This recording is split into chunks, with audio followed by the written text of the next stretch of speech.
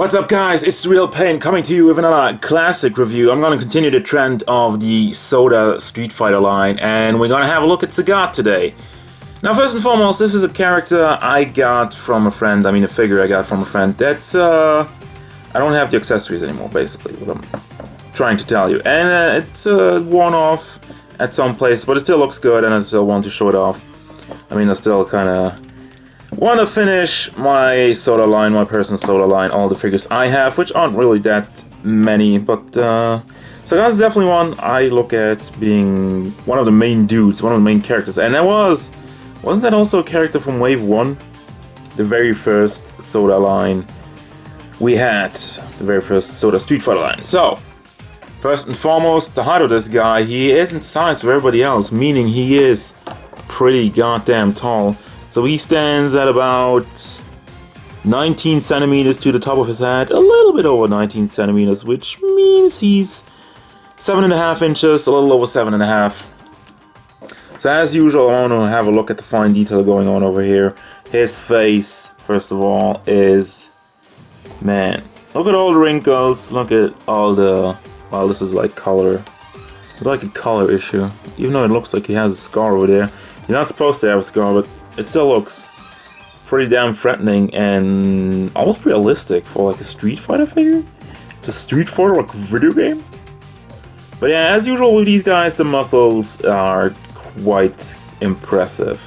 All the molded detail that goes into that. Of course, you have the scar with the wristbands, which is, it is white, and they made like a little yellowing kind of thing over it. Speaking of yellowing, my camera's yellowing again because there's some blue. There's some blue in there, and then my camera goes apeshit. So yeah, we got the blue pants with all kinds of molded detail going on over here. And the pants itself, and the phone is ringing downstairs, sorry if you hear that. And then we get to the feet with the same taped up stuff going on, and the toes, which it looks pretty damn impressive. Now let's have a look at the articulation real quick. So first of all, the head is kind of limited. He has the big neck going on, so it goes around nicely. It doesn't really go forward because of his big chin. It doesn't really go down. That's not really looking down, but that's as far as it goes. And it goes up a little bit. Then we got the shoulders with the big ball of the hinge in there, so it rotates around. And as you can tell, the paint is kind of flaking off there, but that's kind of like a thing after all these years. With the painted joints are not really meant to last. I'm really impressed that most of my SOTAs still have paint on the joints actually. So that goes up like that and all the way around. And then we have a bicep swivel. Same thing goes around. The one hinge in the elbow. It's kind of like a gap. Doesn't really look pretty, but gets the job done. Goes up quite far. Up to the big muscle, because then they left a nice little spot over there.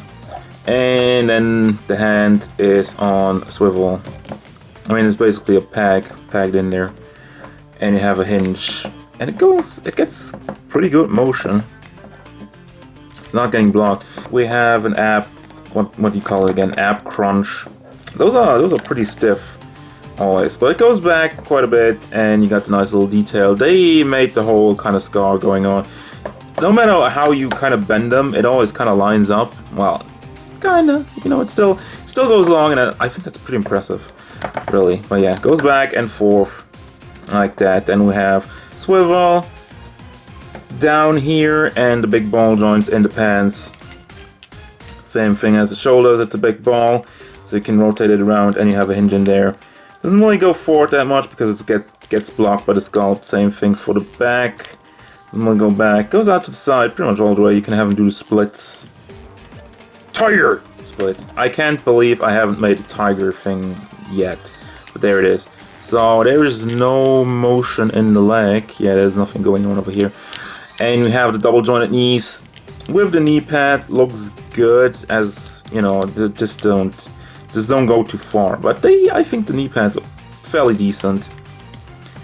Looks alright. Unless you bend them really far, but still, what do you expect? How do you make a better job of that? I haven't seen SH figures, like current SH figures, do a better job than this, and this is like what, 2004 something? I don't know.